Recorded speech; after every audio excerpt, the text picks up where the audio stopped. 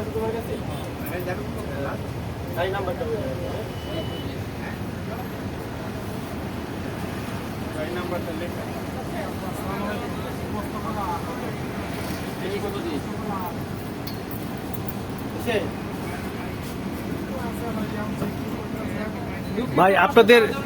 ভাই আপনাদের কার্যক্রম কতদিন চলমান থাকবে?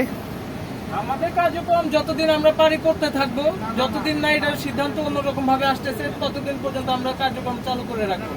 কারণ গত 2 দিন যাবত ধরে আমরা যেসব ডিস্ট্রিক্টে বাসগুলো চেক করছি, আমরা মাদক সহ ওয়েপেন ইভেন টাকাও পেয়েছি, যার জন্য আমাদেরকে চেক করা লাগতেছে। এটাই আর কি। ধন্যবাদ, কষ্ট দেওয়ার জন্য ধন্যবাদ।